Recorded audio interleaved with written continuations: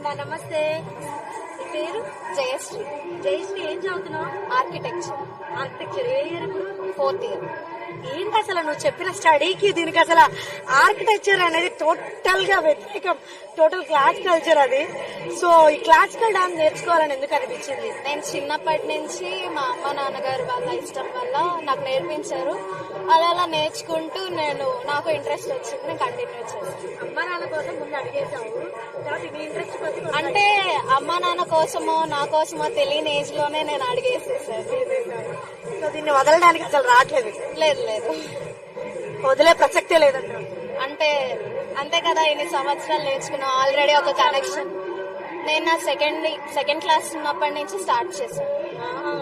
నీ వేయడమే స్పష్టమైన అడుగులు ఇందులోకే వేసేసావు అనమాట. మా అమ్మ నాన్న వాళ్ళ వేసేసావు. రేపు నీ పిల్లలకు కూడా నువ్వు నేర్పించబోతున్నావు. మా పిల్లలకి అందరికి కుదిరినంత వరకు, మీ గ్రాండ్ చిల్డ్రన్ కూడా కుదిరినంత వరకు ఎంత మందికి అయితే అంటే కుదిరితే 4 చిల్డ్రన్ కూడా నేర్పించేస్తాదేమో, అలానే చెప్తుంది. మీ అమ్మ నాన్నగారి పేరు?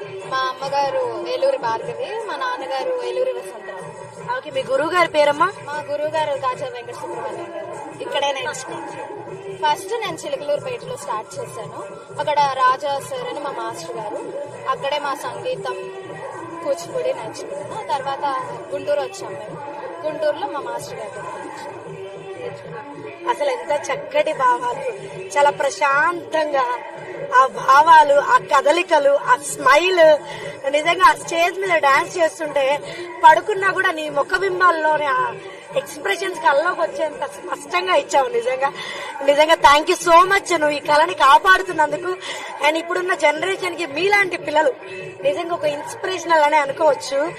ఉన్నది ముగ్గురైనా ఇక్కడ డాన్స్ పర్ఫార్మెన్స్ కి. ఇవాళ ఎలా ఉందంటే ఒక 10, 15, 20 మంది 20 రకాల డాన్సులు వేసినంత తృప్తిగా ఫీల్ అవుతున్నారు. నిజంగా ఒక్కొక్కరు చేయడం అంతా గొప్ప పర్ఫార్మెన్స్ ఇస్తున్నారు. అండ్ మీకు, మీ పేరెంట్స్ కి హ్యాండ్స్ ఆఫ్. అండ్ మీ గురువు గారికి కూడా ఎవరైతే ఉన్నారో నేర్పిస్తున్నందుకు హ్యాండ్స్ ఆఫ్. కళని పోనివ్వకుండా కొనసాగిస్తుంది. అండ్ మీ నెక్స్ట్ జనరేషన్ కూడా నేర్పించాలని కోరుకుంటూ all the best and congratulations and have a great future. All the best. Okay, so viewers చూస్తున్నారు కదా, నిజంగా అండి తల్లిదండ్రులకు ఉండాలండి. తల్లిదండ్రులకి ఫస్ట్ ఆ ఇంట్రెస్ట్ ఉంటే ఆటోమేటిక్ గా వాళ్ళ పిల్లలకు వస్తూ ఉంటుంది, పిల్లలు కొనసాగిస్తూ ఉంటారు. సో ఇక్కడ చూస్తున్న